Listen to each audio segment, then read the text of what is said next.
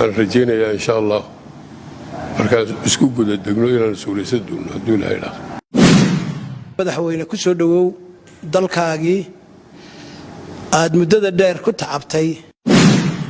madaarka caalamiga ee cigaal ee magaalada Hargeysa aroonimadii hore ee saaka lagu soo dhaweeyay madaxweynihii hore ee Soomaaliland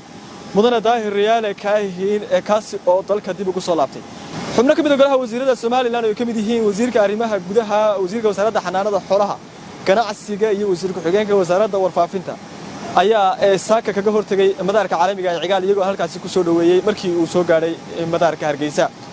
wasiirka wasaaradda xanaanada xoolaha iyo horumarinta reer miyiga Soomaaliland Saciid Sulu Maxamed ayaa markii uu soo gaaray madaarka cigaal halkaasi ku soo dhaweeyay madaxweynihii hore ee Soomaaliland Daahir Riyaale Kaahin waxaan ku soo dhaweynay madaarka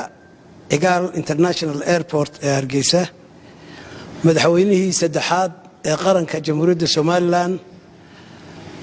oo ka soo noqday safar uu dibadda ku joogay muddo asaga iyo marwadiisii Huda Barkad waxaan leenahay madaxweyne ku soo dhawow dalkaagii aad muddada dheer ku tacabtay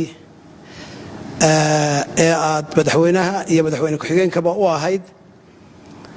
ayaanu kugu soo dhaweynaynaa halkan waxaa jooga wasiirkii daakhiliga Maxamed Kaahin Axmed wasiirkii ganacsiga Saajin iyo wasiir ku-xigeenkii warfaafinta waxaanu u nimay inaan soo dhaweyno madaxweynaha iyaga si laab furan oo qalbi furan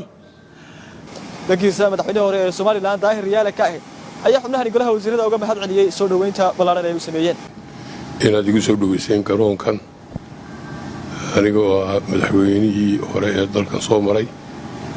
waan isku mahadnaqayaa soo dhaweynta waxaan rajaynayaa insha Allah